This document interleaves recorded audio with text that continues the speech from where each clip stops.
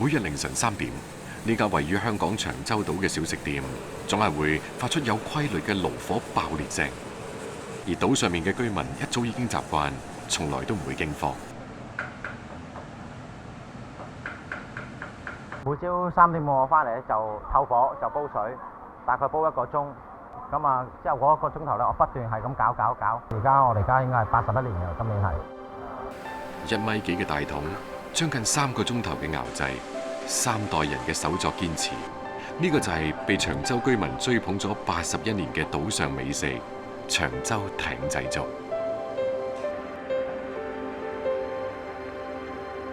即係每朝我都咁樣洗，每一桶我要洗3次，我3次佢洗乾淨，咁我攞去煲粥。如果用電啊，能源效率仲高添，咁啊成本仲低。但係如果煲出嚟嘅效果咧，冇火水爐係咁好，可以谷到啲米喺裏邊係滾動。火爐前面呢一位叫黎永森，用火水爐煲粥係佢阿嫲喺1938年開辦粥鋪嘅時候就有嘅做法。煮粥唔係一件難事，眼前呢煲粥難就難在要等水滾嗰陣時先至可以落米。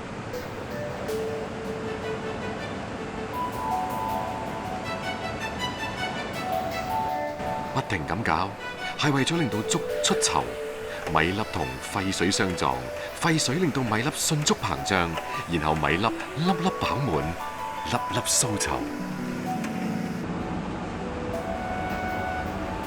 差唔多得㗎啦，而家開始爆花㗎啦。喺火水爐爆熱嘅作用底下，攪拌加快咗米粒爆花嘅速度。跟住嘅下一步係阿嫲靚粥嘅家傳秘訣——落腐竹。腐竹可以令到粥底更潤滑可口。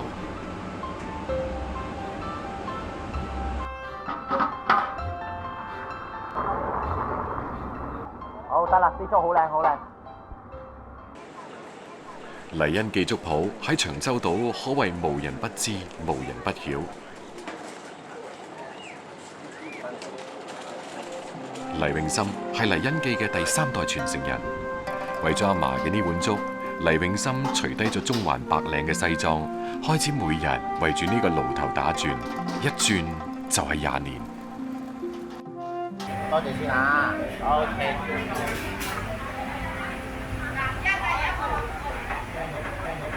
好。早晨。其實我由細到大個夢想咧係做生意，但係一定唔係飲食業，更加唔係粥鋪。我由細到我見我爸真係好辛苦，即係大汗揼細汗，好天曬落雨揼，咁啊有時天氣凍，凌晨3點幾又要起身，咁有時見佢做到腰酸骨痛翻嚟屋企，就覺得有血有汗。為咗傳承阿嫲同爸爸嘅手藝，黎永森左手攞湯殼，右手攞麵乾，面對轉業、困難同壓力，撲面而嚟。最辛苦係覺得個熱度係好辛苦，好辛苦。我成日都辣到啊，做下做到有一排做個神經痛啦，企喺度都痛嘅，好辛苦，好辛苦，好辛苦。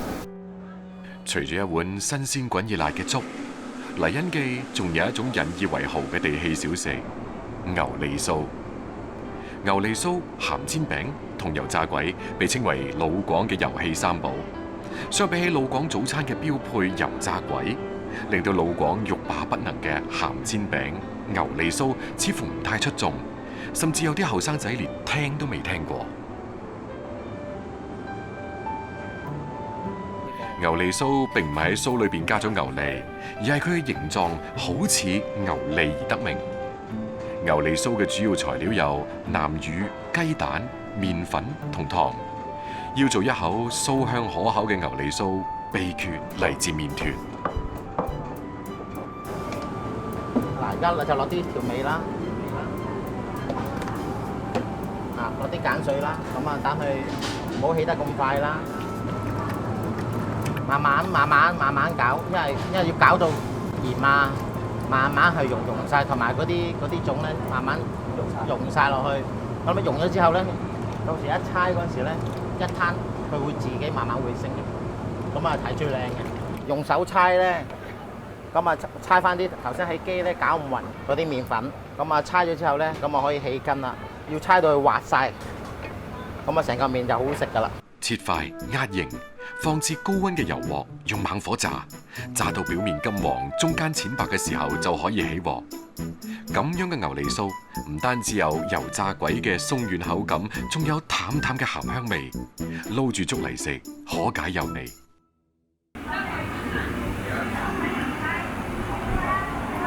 有粥食啦！嚟，我哋最中意食嘅艇仔粥啦！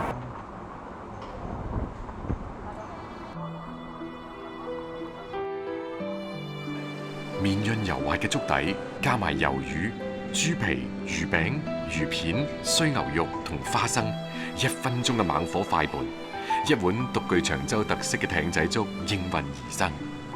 配埋牛脷酥、油炸鬼、鹹煎餅、白糖糕，伴隨住陽光捐入去大家嘅味蕾，叫醒咗長洲一日嘅幸福。黎永森話：黎恩記已經俾長洲居民追捧咗整整80幾年，佢要再掌學20年，成就100年老店。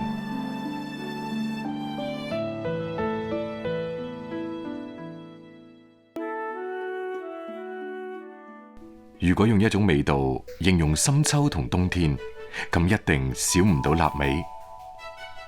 秋風起，食臘味係老廣耳熟能詳嘅口頭禪。鄉村裏邊嘅左鄰右舍喺天台上面掛起咗一串串臘味，呢個係冬天嚟臨嘅信號。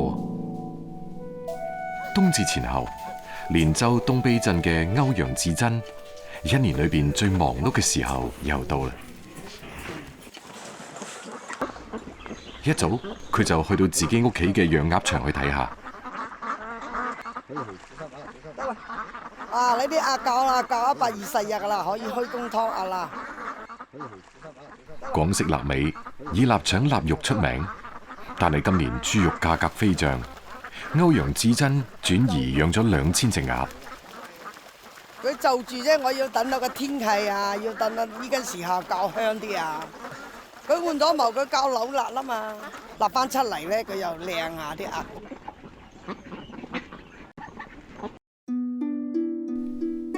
喺東埤鎮，村村寨寨都有做臘味嘅習慣。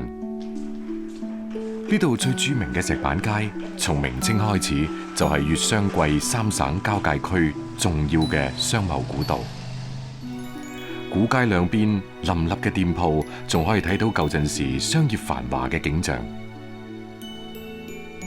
歐陽志珍亦都乘住改革開放嘅春風，喺呢度開始做起咗臘味生意。一做就係35年。做臘味需要天時地利，咁多年，歐陽志珍一直堅持等到冬至前1個星期先至開工。主要就係鹽，冇其他咩嘢嘅。呢個地方啊，好緊要啊！呢個地方，即係有啲聾人士啊，一定要俾佢食入去咯。放置1晚，令到塗滿鹽巴嘅鴨入味。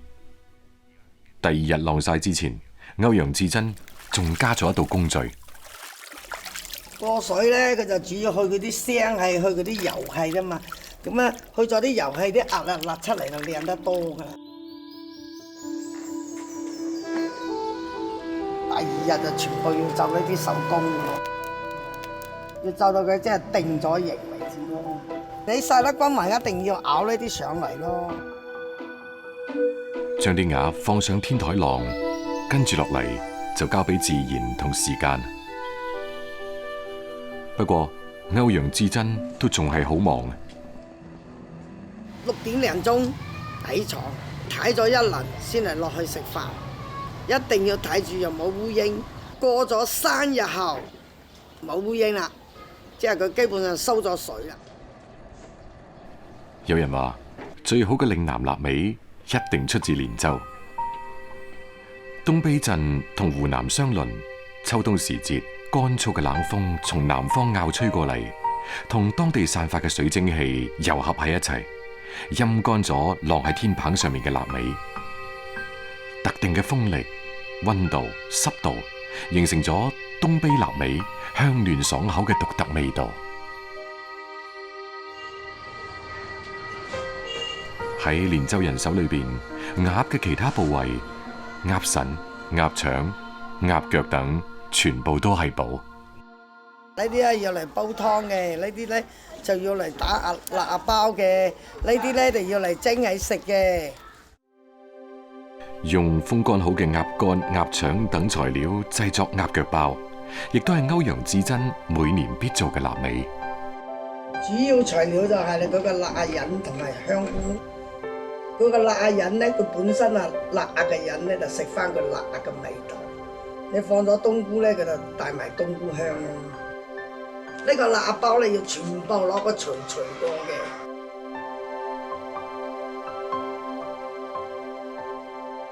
就算製作非常考驗耐心，歐陽至珍依然堅守住品質第一嘅標準。除咗臘腸、臘肉、臘蛋都係當地一絕。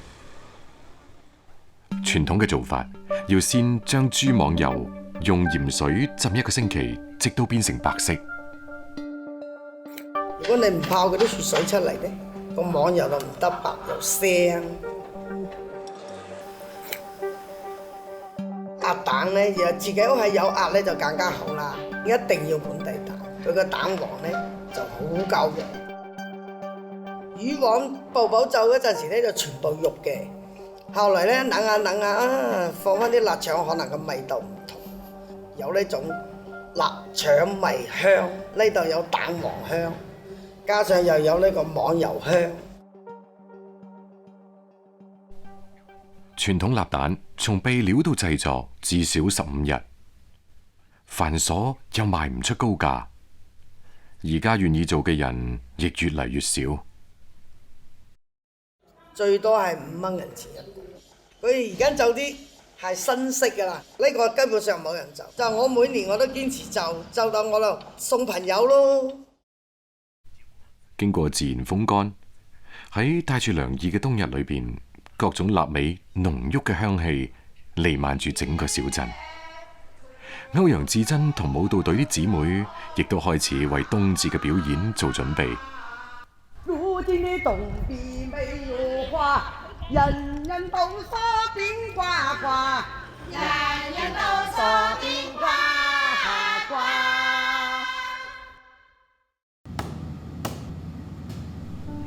節日裏邊更加少唔到一餐臘味大餐。臘味煲蘿蔔，將臘豬手同白蘿蔔同煮，等到湯色轉白，蘿蔔吸收咗臘味嘅鹹香，鮮甜濃郁。東卑臘肉炒連州菜心，菜心嘅甜同臘肉嘅鹹恰到好處咁結合。仲有蒸臘味拼盤、臘味煲仔飯等，都係本地人餐台上嘅家常。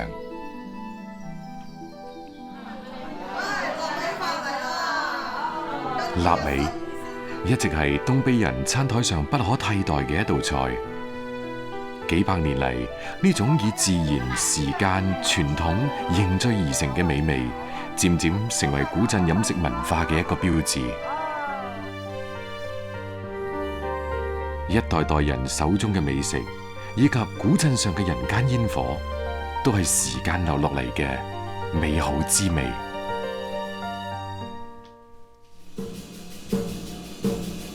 喺潮州有一種味道，同樣以製作時間耐而著稱。夜晚，潮州古城牌坊街嘅街頭，幾乎家家戶戶嘅店鋪都擺放住潮州三寶，吸引咗好多遊客駐足。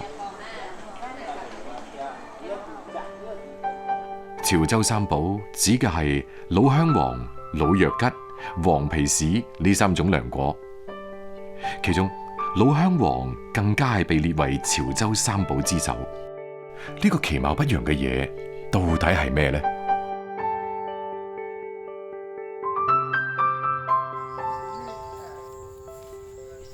每年中秋之後，佛手成熟，陳利全就要開始今年嘅原料採購啦。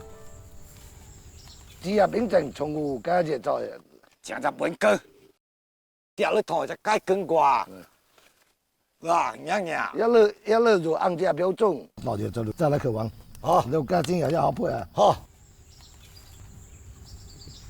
原來老香黃嚟自佛手柑，呢種熱帶植物，中意喺陽光充足、溫度濕潤嘅丘陵地區生長。喺廣東要數肇慶、潮州出產嘅質量最好。佛手同檸檬、香櫞都係親戚，所以亦都叫佛手香櫞。金黃嘅佛手皮厚似橙柚，既有芬芳嘅檸檬香，切開之後又有類似柚皮軟綿嘅白色果肉。果實成熟嗰陣，果心同皮各自分離，形成細長彎曲嘅果瓣。有啲就好似拳咁握住，有啲向外翹起，好似優雅嘅佛子，所以就叫做佛手。佛手一般切片曬乾入藥，但係潮汕人有更家常嘅做法。從金黃嘅佛手，想要變成潮州人中意嘅老香黃，就要經歷重重考驗。初洗晾乾嘅佛手，即將開始變身嘅第一步。一層佛手，一層鹽。潮汕自古臨海有鹽，聰明嘅潮州人喺明代就開始用鹽醃製佛手果。等鹽慢慢化成水，直到浸泡住整個佛手。鹽泡長達1年，咁樣唔單止可以去除辛、苦、澀味，仲能夠延長存放嘅時間。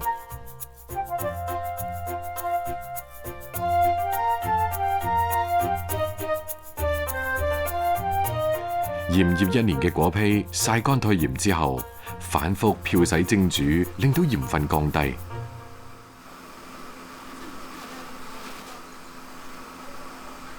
跟住再嚟一場甜蜜嘅浸泡，糖漬一段時間，就到咗製作中嘅關鍵一步。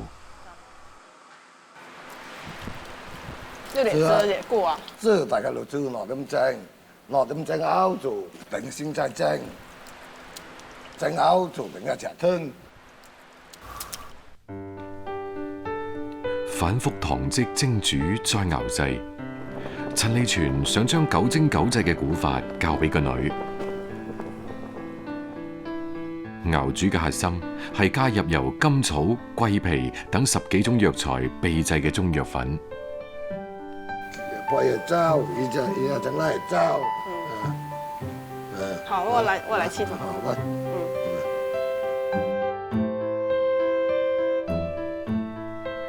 中藥浸製之後嘅佛手果已經慢慢變黑，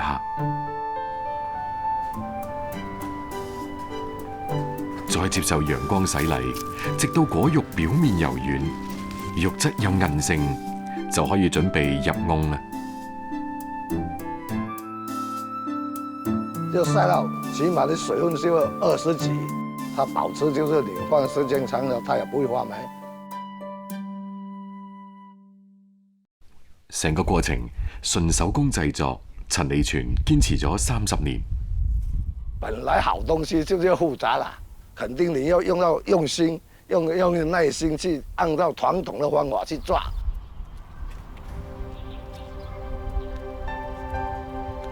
長達1000日嘅守候，一個佛手果搖身變為老香黃。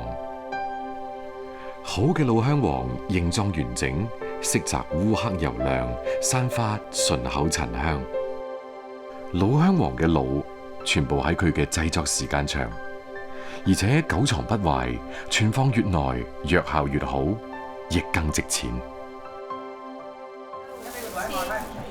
潮汕人中意餅食，老香黃都係做餅嘅好材料。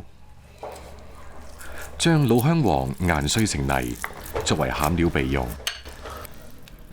豬油加入到麵粉裏邊，和面揉成油皮麵團，放喺一邊靜置。再製作油酥麵團。準備好之後，切細塊，一層油皮，一層油酥包起身。擀麵杖輕輕一壓，餅皮先至算係完成。做好嘅餅皮，溫柔包裹住老香黃泥，輕輕壓一下，點綴芝麻。一份潮汕特有嘅酥皮老香黃餅，就靜待烤箱嘅加持啦。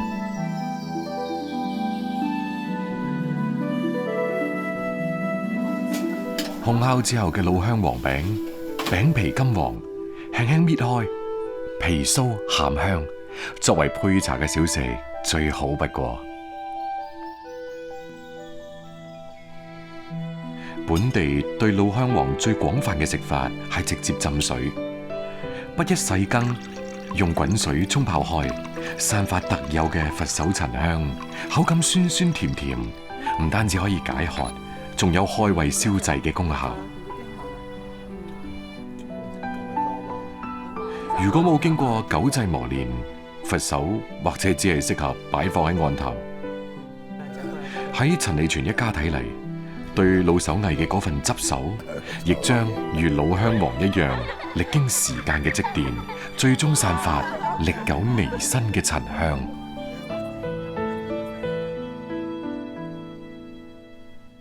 今年5月，廣東大部分地方嘅水稻已經種咗半個月，唐孟更一屋企嘅田頭先至開始忙起身。連南作為少數民族自治縣，瑤山綿延百里，啲屋依山而建，一排排層疊而上，係世界上唯一嘅排瑤聚居地。呢幾年好多瑤民搬落山，唐孟更一嘅爸爸媽媽唔捨得祖輩雙手開墾嘅梯田，都仲係堅守喺山上。每次到耕種時節，佢都要上山嚟幫手。唐家嘅田地位於大古坳村嘅半山腰，呢度嘅瑤民依然用住最古老嘅農耕技藝，同黃牛一齊共同開墾，並守望美麗嘅梯田。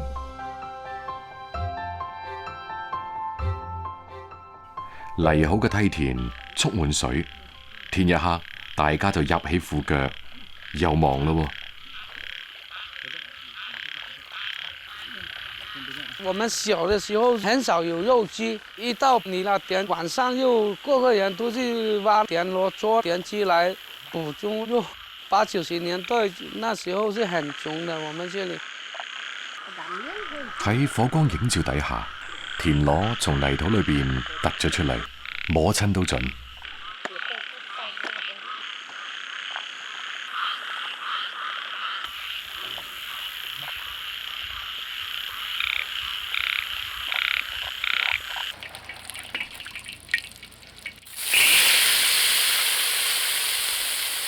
養足一晚，吐出泥土，放入鑊裏邊熱炒，撒啲山間隨手摘到嘅各種香葉，一份富有當地特色嘅炒田螺就大功告成。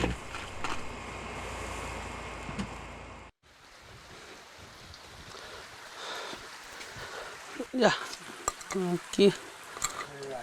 炎炎夏日，食住田螺，嗒翻口山茶，係當地人一日農忙之後最消暑嘅享受。我嚟了，我講，料嗰條豆腐，我熟不熟仲菇油阿基咧。1個星期之後，蓄水1個星期嘅梯田迎嚟咗最熱鬧嘅時候。每年插秧時節，家家戶戶相互幫忙，一日就可以完成一個山頭嘅農活，非常熱鬧。不過插秧之後，唐孟更一仲有更重要嘅事情要做。放10斤左右，這種魚種是金黃色的，都是我們自己留的種。睇落就面對埋嘛，要快落的，都俾你撈的。然後下邊冇，一條蚊撈。稻花魚又叫禾花魚，起源於我國2000幾年前漢朝稻漁共生、合為一體嘅傳統農耕文化。魚苗放入稻田裏邊，唔需要飼料，食嘅係跌落嚟嘅稻花同泥土裏邊嘅微生物。捐入啲泥度揾嘢食，又可以防止雜草生長。呢種原始嘅生態系統，令到魚肉有一陣淡淡嘅稻花香，可以賣到40蚊一斤。秋天，稻谷金黃熟透嘅時候，守候咗幾個月嘅美味，終於到咗收穫嘅時節。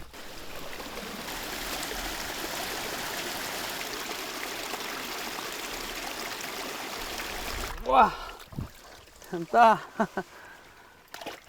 大豐收了！今年大概點收了30多斤，估計今年50斤左右。以前那個稻田魚呢，我們放來是自己織的，後來呢，外面的人來就知道我們這個稻田魚好織，就陸續的過來買。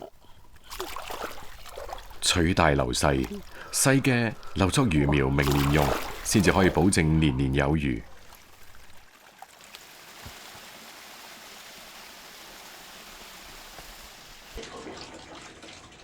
捉返嚟嘅稻花魚唔使點清洗，只需要過下水，切開，去除內臟就可以食。當地最常見嘅方法係煎魚，將魚切塊，喺油鑊裏邊煎到兩面微焦，金黃嘅魚塊撈起之後，煲滾水，放薑碎入去煮啲味出嚟，加入魚塊，炆到湯色變白，慢慢收汁。煮好嘅稻花魚，魚鱗酥脆，刺少肉多，口感鮮嫩。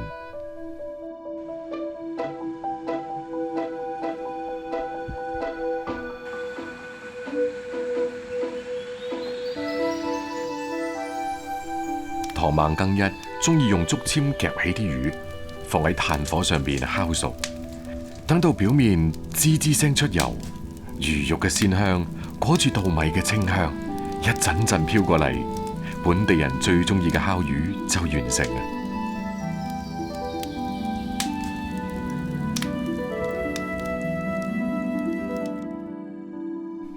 食唔晒嘅魚穿起身，掛喺竹竿度，靜靜等待太陽將水分蒸發之後，魚肉更香。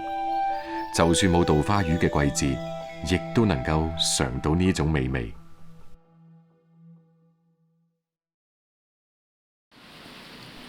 農忙時節，割完稻谷，整翻一鑊稻花魚，鄉里鄉親飲翻兩杯，係遙鄉人最開心嘅時光。受限於地理位置，而家呢度嘅水稻收割依然要靠人工。咁多年嚟，唐孟更一同佢嘅祖輩世世代代守候喺梯田之上，田裏邊有魚，倉中有糧。佢哋用耐心與汗水，守望魚米富足嘅幸福生活。喺懷集有一種食物，亦係當地人一年一度嘅守候。每年10月水稻收割完，懷集金沙鎮嘅農戶開始咗新一輪嘅種植。鄧玉英趁住最近天氣好，嗱嗱臨幫自己塊田播種先。撒落去嘅種子幾日之後就會有嫩葉飆出嚟。小苗嬌貴，本地人要日日淋水，先至可以保證呢啲蔬菜可以按時生出令人滿意嘅豐茂菜葉。等咗2個月，收割嘅日子準時到嚟。呢種從播種到採收啱啱好60日嘅蔬菜，當地人根據佢嘅生長期嚟到命名，稱之為60日黃菜。60日黃菜其實係一種小型早熟蘿蔔苗。呢種蘿蔔苗只長苗唔長根莖，蘿蔔一般只係得手指公咁大。60日啦，嗰啲黃菜就一般嗰個頭咁大嘅。嗰最要啲嗰啲葉有用啲，個葉個價錢唔係咯，高少少嘅。拜習人都知道，金沙鎮出產嘅60日黃菜品質最好，苗壯根肥。呢個要得益於當地溫暖舒適、雨量充沛嘅氣候。沙質土壤雖然唔肥沃，但係非常適合60日黃菜嘅生長。過白露8月份咁上下啦，種3次，第3次可以留啲種子啦。收翻嚟嘅黃菜，首先要嚟一場日光浴。做葉菜主要係用葉，喺日光嘅作用底下，菜葉經過1日暴曬，直到半乾。曬黃菜嘅同時，鄧玉英都要繼續忙，開始執埋剩低嘅蘿蔔頭。勤勞嘅鄧玉英從28年前嫁咗嚟金龍村，好快就從奶奶嗰度學到種黃菜、醃黃菜嘅手藝。呢個蘿蔔小巧可愛，洗乾淨切片，亦係做蘿蔔乾嘅好材料，一啲都唔會浪費。曬好嘅黃菜要喺60到80度嘅熱水裏邊沖個涼。燙菜嘅過程就係同時間賽跑，落水1分鐘，菜色微微變黃就要即刻撈出嚟。如果唔係，醃製嘅口感就會大打折扣。趁住餘溫，鄧玉英要快速將撈出嚟嘅菜搭喺竹籃度，一層層咁樣攤開鋪滿，最後包裹住，壓埋木板都仲未夠，重要嘅係最後嘅大石頭。利用自然嘅重力，將黃菜內嘅水分壓榨出嚟，跟住就係等待黃菜變身啦。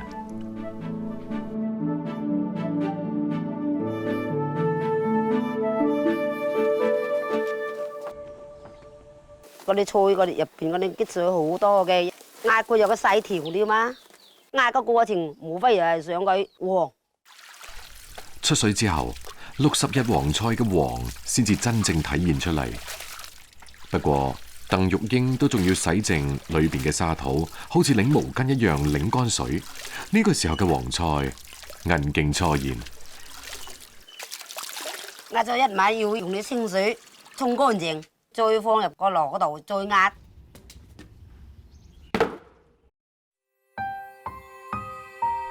經過2日嘅反覆擠壓，即係剩低極少量水分嘅黃菜，迎嚟咗最後嘅考驗。唯一嘅配料鹽，既可以防腐，又可以令到食物變得鹹鮮美味。如果到尾頭佢唔使鹽啦，都冇所謂，因為我入邊啲滲透完啦，你反轉到嗰啲水呢個浸透嗰度啦。黃菜嘅製作工藝繁瑣又辛苦，而家願意做嘅人越嚟越少。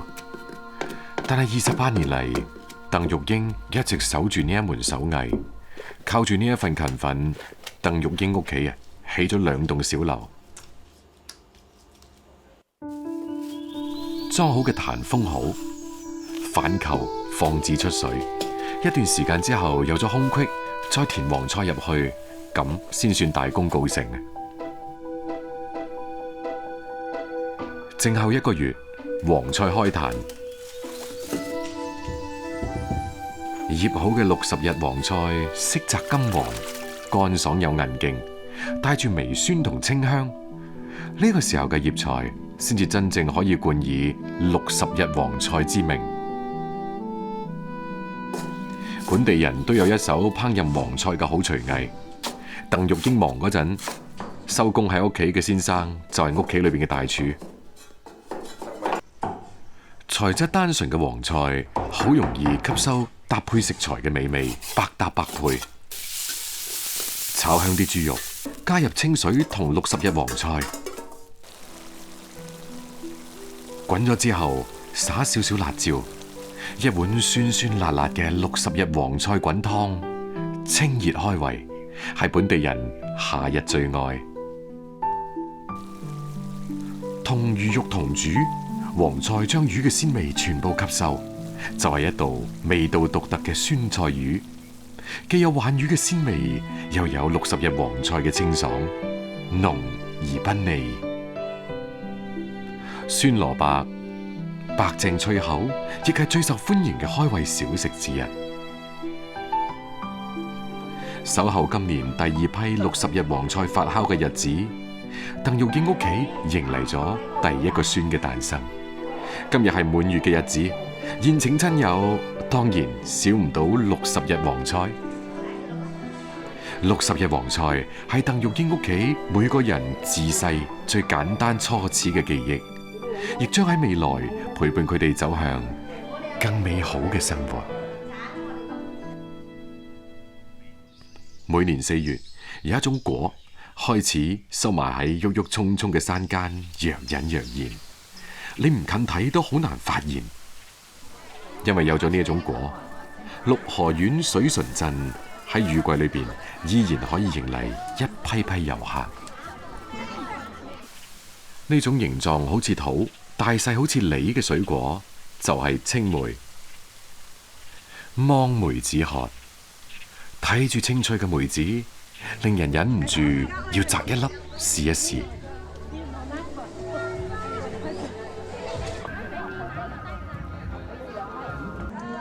不過青梅好似好睇唔好入口啊！誘人嘅外表下邊收埋咗一粒整蠱人嘅心，咬一啖即刻齜牙咧嘴，酸到牙膠都軟埋。嚼一嚼，等到呢陣酸味逐漸退去，口裏邊嘅唾液湧咗出嚟，口舌生津。好酸哦！青梅被人類栽培同利用已經有3200年，而六河種青梅就有2900幾年。作為中國青梅之鄉，呢度土層深厚，有機物質含量較高，出產嘅青梅又大又飽滿，酸度亦高。喺水純鎮，家家戶戶都種咗幾棵青梅樹。哇！你兩個睇書看啊，會落水啊！我揸件喺摘係嘅，賣到好價錢嘅。青梅嘅採集期只有短短嘅15日，清明前陰雨綿綿，范師友要趕住喺大雨之前將啲青梅收落嚟。竹竿一敲，范師友好似又翻返去快樂嘅童年時光咁。我們以前都在梅子下睡覺了，就是有青梅沒有竹馬而已。以前是專門放10天8天給人家收割稻谷摘梅子的。范師友嘅100幾畝梅子林係祖輩傳落嚟嘅，梅子酸，雀仔都唔食，並唔需要點樣去打理。有些人要求純手工採摘，做那個鹹梅的，要求沒那麼高，就用棍子敲打。六河嘅青梅，外皮光滑，色澤青綠，肉多核細。加工青梅想要保持口感，就要選用未熟透嘅梅子。青梅可以製成話梅、鹹梅、雪梅、甜青梅等，不過本地人最中意食嘅都仲係蘇梅。無論點樣製作，去除酸澀味，第一步一定離唔開鹽。先把它那表皮啊搓鬆出水，我們等下還要拍一下，就是這樣，它才會早一點脫水。24個小時以後，再拿泉水啊去泡，泡淡了，把水倒出來，我們再進第一次放糖，大概每斤梅子要放半斤糖，然後拿到那冷藏10度左右，它才會脆的。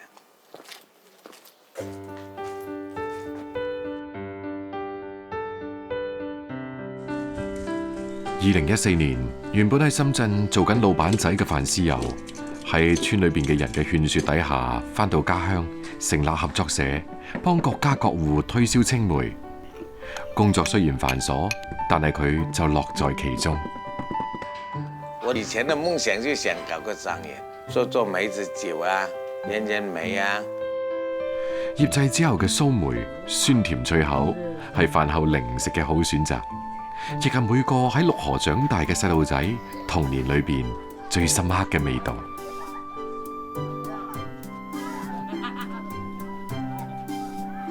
遲10日採摘嘅青梅成熟到啱啱好，用嚟製作青梅酒就再好不過。晾乾嘅青梅加上白酒，一般浸1年就可以飲。不過范思有釀酒一直堅持自己屋企祖傳嘅竅門同標準。先用那個45度的米酒把它泡出味道，然後再加那個客家釀酒，它那個酸鹼度啊可以綜合，適合人體需要，每3年都不能出產。泡久了以後，會喝酒的人慢慢喝，它會產生一種歷久彌香的味道。用鹽醃製嘅鹹梅係潮汕人煮餸嘅時候最愛嘅佐料之一。醃製3個月以上嘅鹹梅壓碎切開，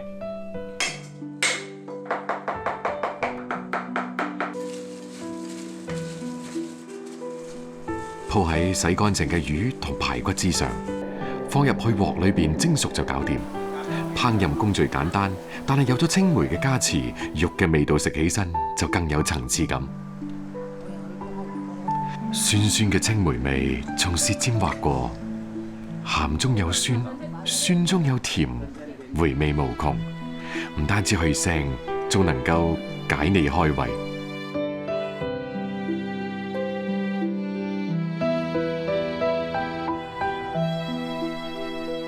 等到冬天，呢度又迎嚟梅花漫山開放嘅美景，